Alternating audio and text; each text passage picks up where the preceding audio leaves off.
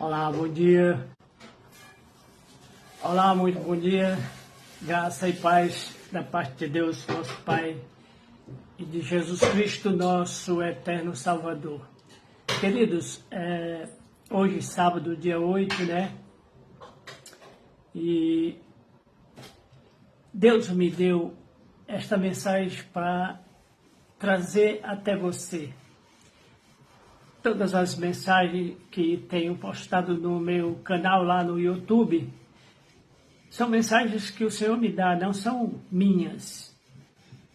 Eu não tenho essa sabedoria, essa inteligência de criar, de sugerir. Mas tudo aquilo que recebi do Senhor, como o apóstolo diz, tudo aquilo que tenho, recebi do Senhor. De graça recebeste e de graça dai. Então, por isso, de boa vontade, sempre estou compartilhando com os irmãos a mensagem de fé, de esperança que o Senhor me dá. Nós falamos no sermão passado, está lá no meu canal, @Edinaldo Alves dos Santos, tudo minúsculo, tudo junto, 8751.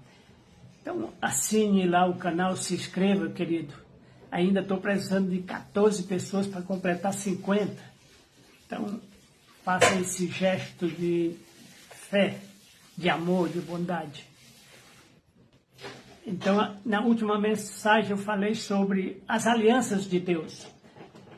Então, muitos biblicistas, teólogos, encontram 8 alianças, quando, na verdade, explicitamente nós encontramos 4, mas veja bem, em Adão Deus fez a aliança das obras.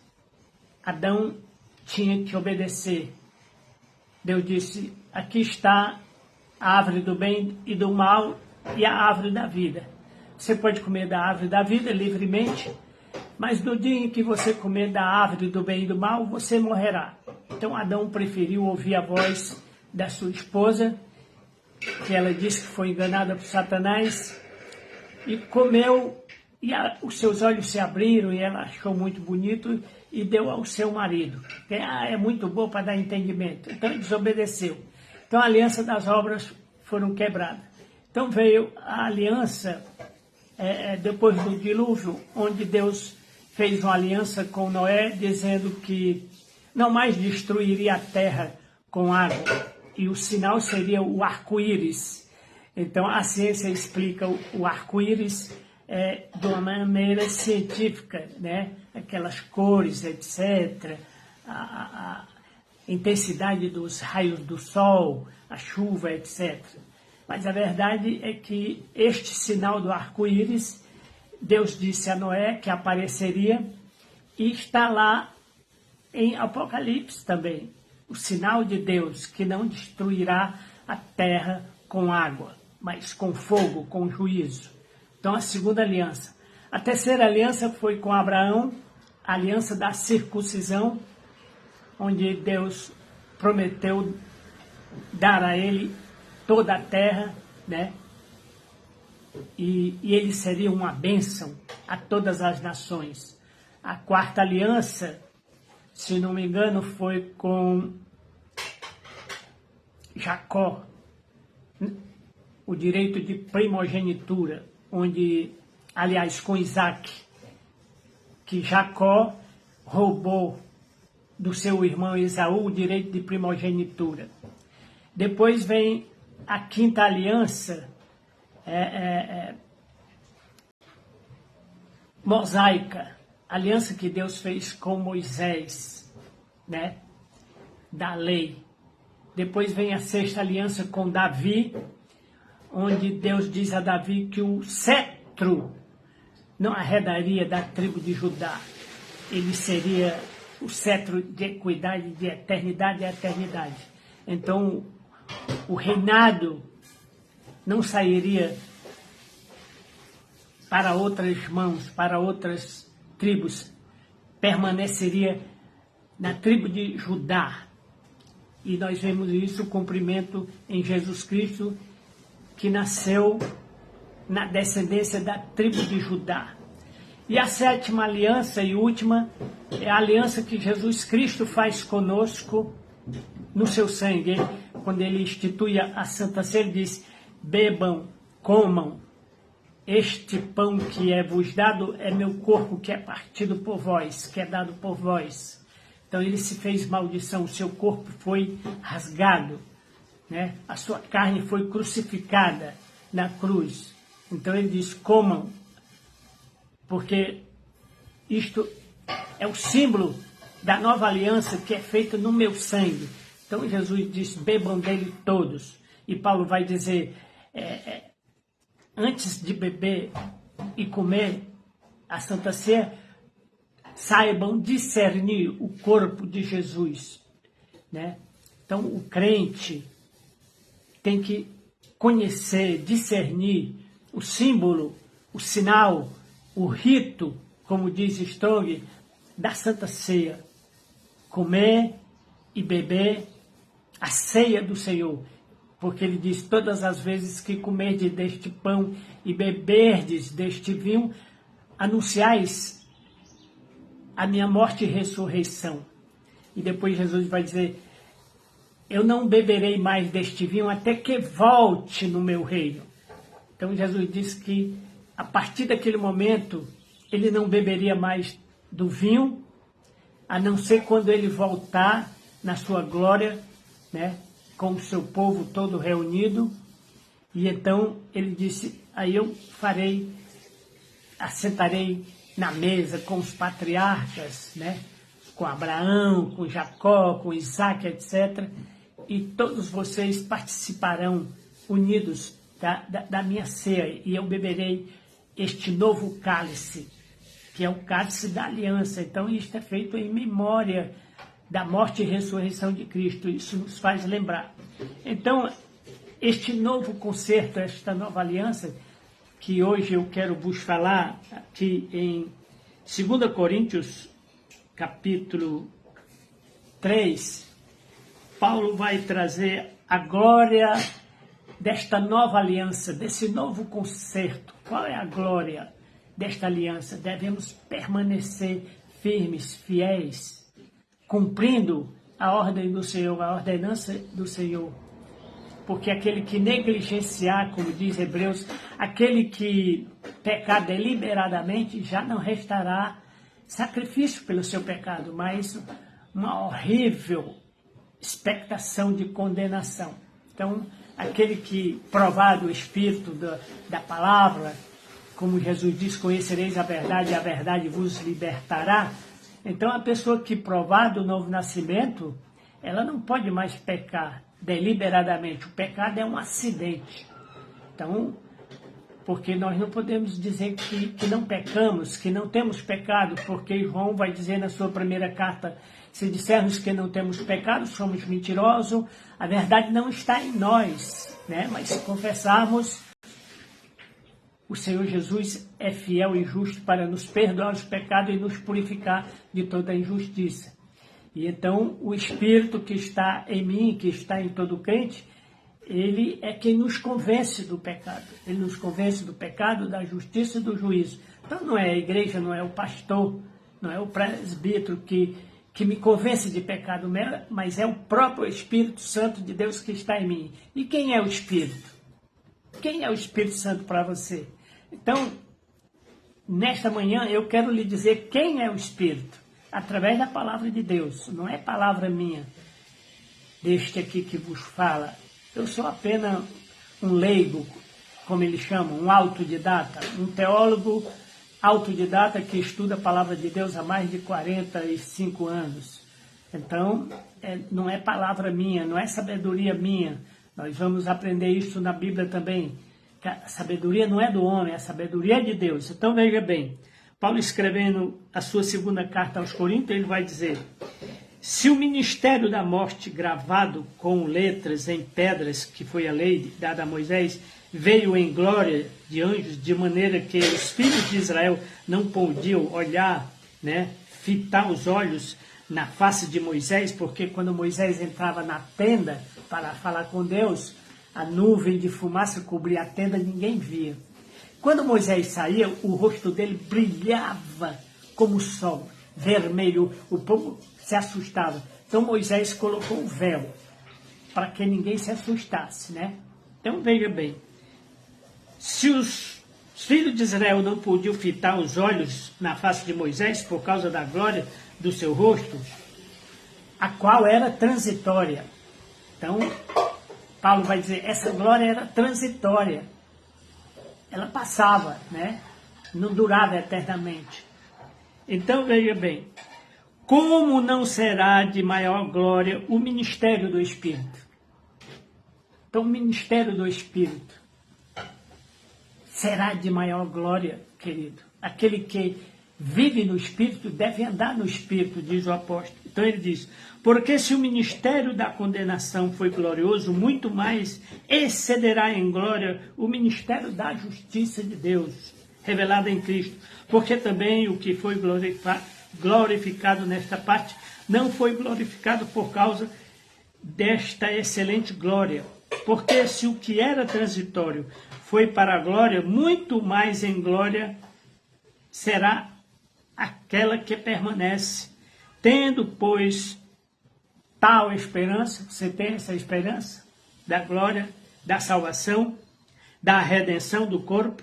Então, tendo tal essa esperança, usamos de muita ousadia no falar. Então, tendo essa esperança, eu ouso falar, né? Desta esperança, dessa glória. E não somos como Moisés que punha um véu. Então, eu não preciso botar um véu, querido. Preciso botar um véu porque em mim não há glória, mas a glória está no Espírito. Não se esqueça disso.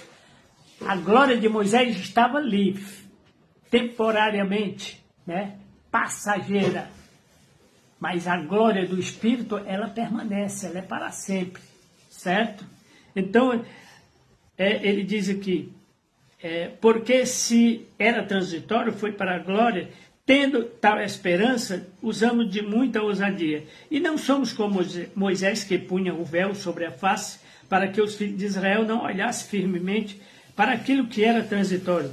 Mas os seus sentidos foram endurecidos, embotados, porque até hoje o mesmo véu está ainda posto, ainda está por levantar na lição do Velho e Antigo Testamento, o qual foi por Cristo abolido. Então Paulo está dizendo, isto foi abolido por Cristo, querido. Essa questão do véu, a igreja do véu, a CCB usa o véu, isto foi abolido. Não há necessidade de usar véu. Eu tenho uma irmã lá em Brasília que, até vou mandar esse vídeo para ela. Então essa questão do véu, querido, passageira, foi abolida por Cristo. Foi abolida por Cristo, diz o apóstolo Paulo, não sou eu que estou dizendo. Então, veja bem, e até hoje, quando é lido a Bíblia, o Velho Testamento, o véu ainda está posto sobre o coração deles. Mas quando se converterem ao Senhor, então o véu se tirará. Então, o que dizer de irmãs que usam véu, de pessoas que usam véu, que não se converteram ainda, literalmente, quer dizer, da boca para fora é fácil dizer, eu sou crente, eu sou convertido. Aí vai andar no mundo aí, sabe? Não, querido, isso aí, fisicamente, é transitório, acabou-se. Jesus Cristo aboliu. Então, mas quando se converterem, aí sim, o véu será tirado. Ora, o Senhor é o Espírito. E onde está o Espírito do Senhor, há liberdade. Então, quem é o Espírito Santo para você? Eu te pergunto. Quem é o Espírito Santo para você? É a terceira pessoa de Deus. Não, querido, eu já expliquei isso. Não existe três pessoas de Deus. Há um só Deus e um só mediador entre Deus e os homens, Jesus Cristo, homem. Então, é preciso discernir que Jesus Cristo é Deus que desceu, que condescendeu, que se fez homem. Ele não é homem que se fez Deus, mas ele é Deus que desceu à terra. Como Paulo vai dizer, este mesmo que subiu, que todos viram subindo, né? Os apóstolos viram Jesus Cristo subindo, assuntando aos céus. Este mesmo que subiu é o mesmo que desceu. É Deus que desceu, que condescendeu, que se humilhou, que se esvaziou. Então Jesus Cristo é Deus homem, não é Deus e homem. Ele não é Deus e homem. Ele não é filho de Maria, ele é filho de Deus. O catolicismo prega que Jesus é filho de Maria. Jesus não é filho de Maria. Jesus é filho de Deus. Ele foi gerado pelo Espírito eterno de Deus. Então, ele não é filho de Maria. Maria foi a sua mãe uterina. Aquela que foi bem-aventurada, que foi escolhida, né? E teve este grande e glorioso prestígio de dar à luz ao Filho de Deus. Mas o embrião de Deus foi colocado no útero de Maria. Jesus Cristo não foi gerado por óvulo ou por espermatozoide. Não, Jesus Cristo é Espírito vivificante. O apóstolo Paulo vai dizer isso aos romanos, né? O primeiro Adão era terreno, assim eu sou terreno, você é terreno. Mas Jesus Cristo, o segundo Adão, ele é Espírito de vida. Espírito vivificante, Espírito que dá vida. Então ele vai dizer, se esse Espírito de Deus habita em você, né? Esse Espírito que ressuscitou a Jesus dos mortos, esse mesmo Espírito vivificará o teu corpo mortal. Então Jesus nos dará um corpo eterno, um corpo imortal, um corpo incorruptível, né? Paulo vai falar isso aos Tessalonicenses, 1 Tessalonicenses, né? Então, veja bem, ele aqui diz, porque também aquele que foi glorificado nesta parte não foi glorificado por causa dessa excelente glória, porque aquilo que era transitório foi para a glória, muito mais é a glória do Espírito. Então, e nós não somos como Moisés, que punha um véu, mas o véu foi rasgado. Então o Espírito já tirou o véu da minha face. Então ele diz, até hoje, quando é lido o Velho Testamento, o véu ainda está colocado no coração de muitas pessoas porque não entendem, não aceitam que Jesus Cristo é Deus encarnado, é Deus em carne e osso. Hebreus vai dizer isso, ele é a expressão exata do ser de Deus. E ele participou da carne e do sangue, como eu dizia. Jesus Cristo é Deus que se fez homem, então ele participou da nossa natureza humana.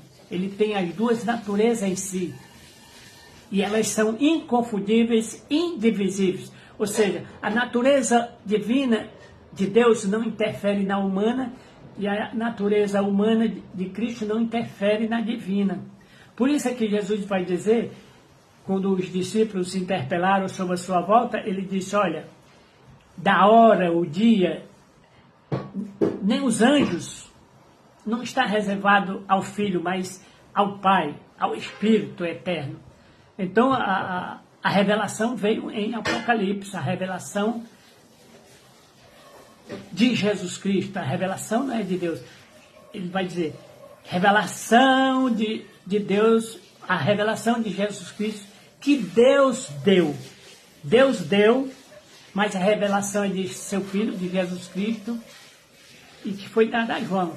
Revelação do Senhor Jesus Cristo, que Deus deu a João para que ele revelasse.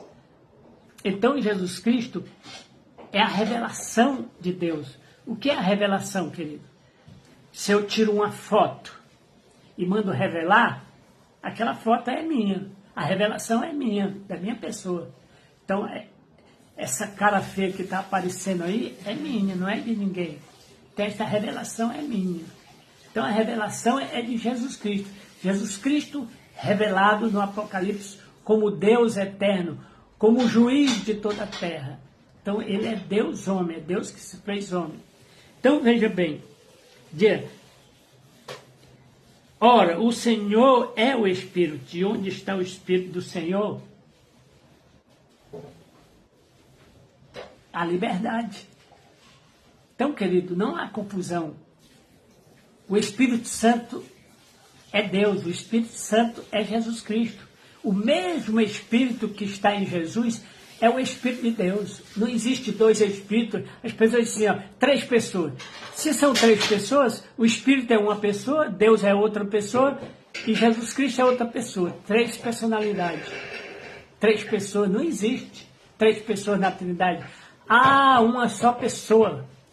E que Tertuliano, como eu tenho dito, né, acho que era bispo no século VII, então Tertuliano, na sua vontade de explicar aos cristãos a administração, a agência de Deus, como Deus age, porque Deus aparece na Bíblia como Deus, Senhor, Deus é Espírito, né? Aquele mesmo Espírito que encheu Sansão de força, né?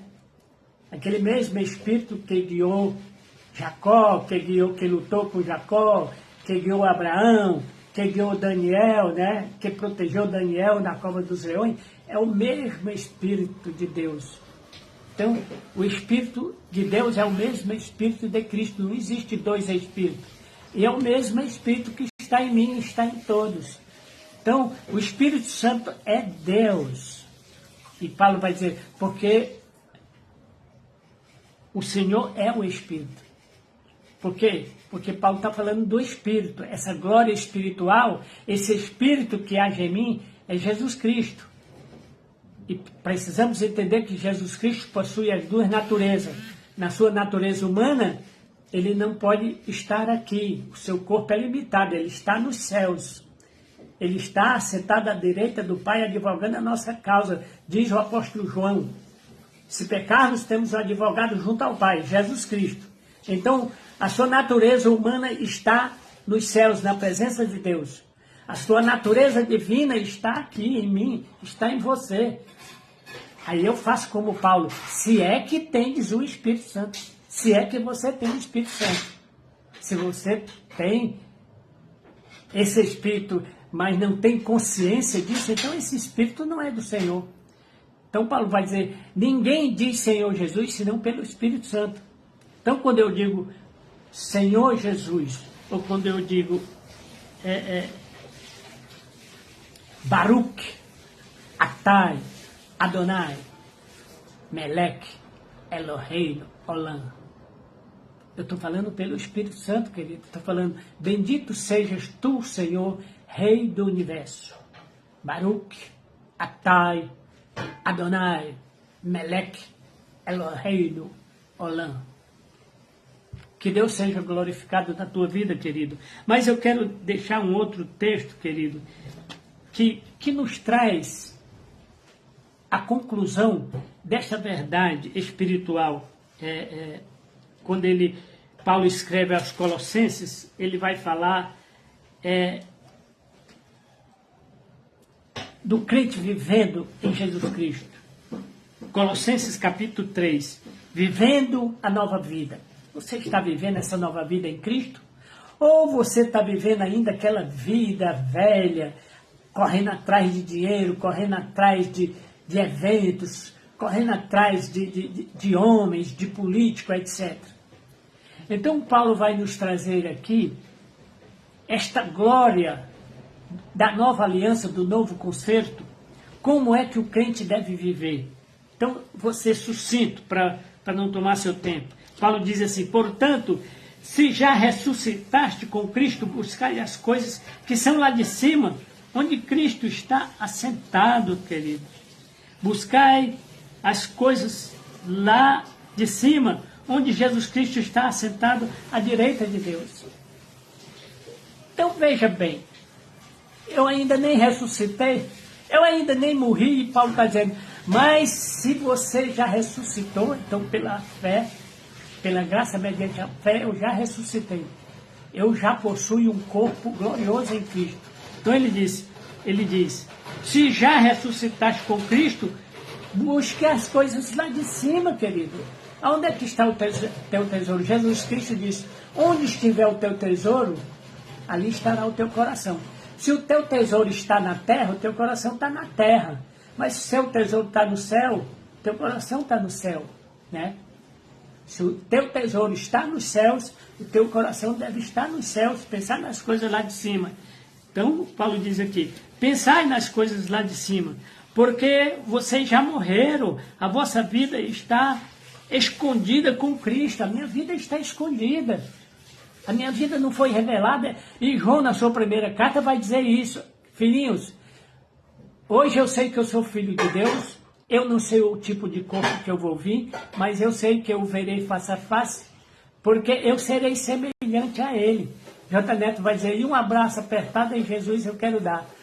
E eu dizia, nem tanto, mas me prostrarei diante dEle, porque eu sou pecador, inútil, né? Eu sou apenas um pingo d'água no balde, como dizia o profeta Jeremias, um grão de areia. Então eu devo me prostrar, como diz Pedro, humilhai-vos debaixo da poderosa mão de Deus. Então o crente tem que ter essa visão de se prostrar, ou prostrado aos pés do Senhor, reverenciando a sua glória, o seu poder, a sua divindade. Então o crente deve se prostrar, não querer abraçar. Abraçar, nós abraçamos os nossos irmãos, né? Os nossos queridos. Mas a Jesus Cristo nós adoramos. Nós nos prostramos aos seus pés. Então, ele diz aqui, já estamos mortos, a nossa vida está escondida em Cristo. Mas quando Cristo vier, Ele que é a nossa vida, Ele se manifestará. Então também nós seremos manifestados em glória. Mortificai, pois, os membros da vossa carne, né, sobre a terra, né, tudo aquilo que é prostituição, impureza, apetite desordenado, vil concupiscência, avareza e idolatria. Então eu acho muito interessante Paulo citar aqui apetite desordenado. Tem muito crente que come. A pessoa diz, rapaz, esse irmãozinho é uma benção, quando vai lá em casa come que só um leão. Então tem crente que é guloso demais, não se controla, não tem domínio. Então isso é pecado, querido. Então Paulo diz, olha, a impureza, o apetite desordenado, a vil concupiscência, são desejos ardentes, né, descontrolados. Avareza. O que é avareza para você? Tem pessoas que trabalham de domingo a domingo, não descansa, não tira um dia para a família, né? Não goza a vida, né? Mas fica se matando, é escravo do trabalho, é escravo do dinheiro, né? Então isso é avareza, querido. Pessoas que quanto mais tem, mais quer. Conversava com o irmão meu lá em Boa, vai dizer, fulaninho tem 14 casas, vive de aluguel, quer construir mais 14 casas. Então pessoas que querem construir, comprar, ser dono de tudo. Então isso é avareza. Isso é avareza, querido. Então Paulo diz aqui, mortificai, pois, esses desejos, essas concupiscências, pelas quais vem a ira de Deus sobre os filhos da desobediência.